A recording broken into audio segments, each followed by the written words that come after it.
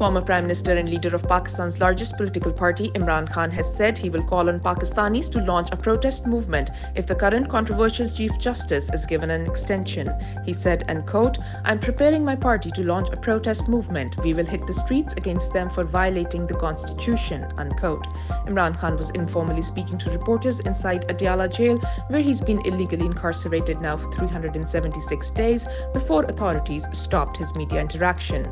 Imran Khan's PTI is being denied its share of seats in parliament by the military government in a bid to amend the constitution and extend the Chief Justice's tenure. For the first time in Pakistan's history, thousands of Pakistanis took to the streets on Independence Day, carrying not only the national flag but also the flag of a political party.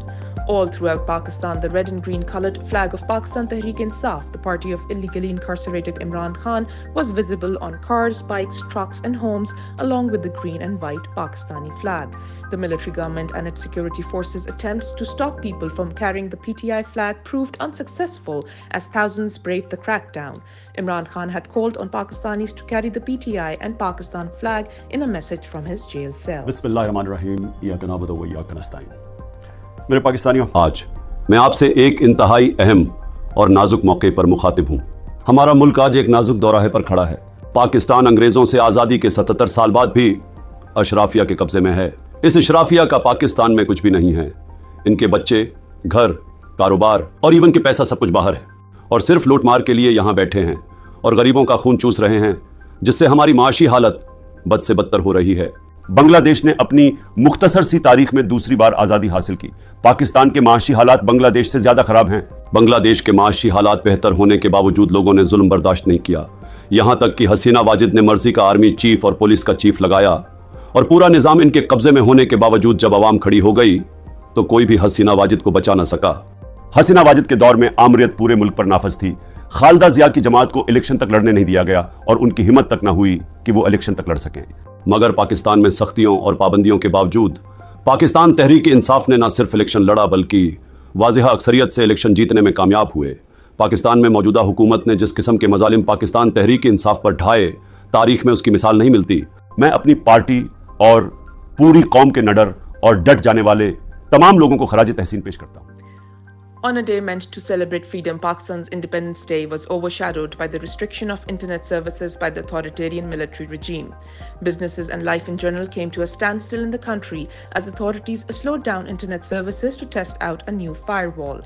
The Wireless and Internet Service Providers Association of Pakistan in a statement said, and quote, "Over the past few weeks, internet speeds have plummeted by 30 to 40%, creating a chaotic situation for businesses and individuals who rely heavily on fast, reliable connectivity," unquote.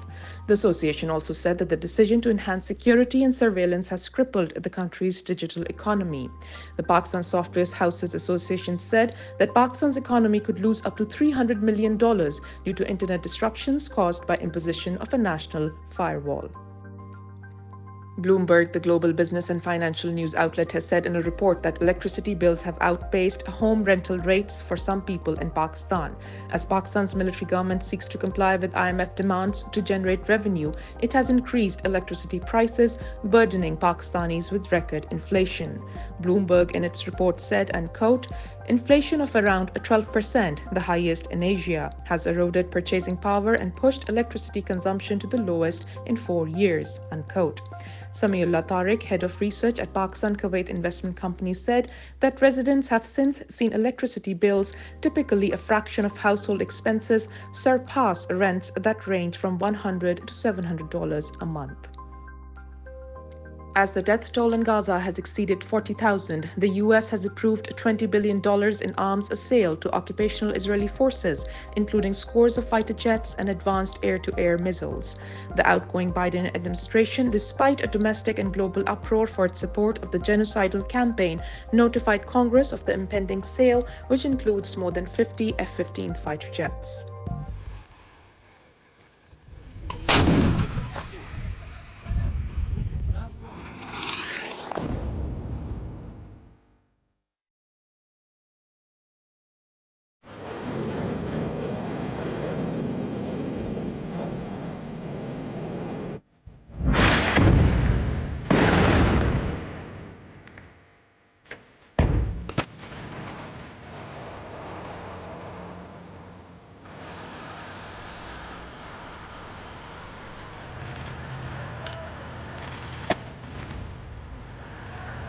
What we're talking about are additional weapons for Israel to be able to commit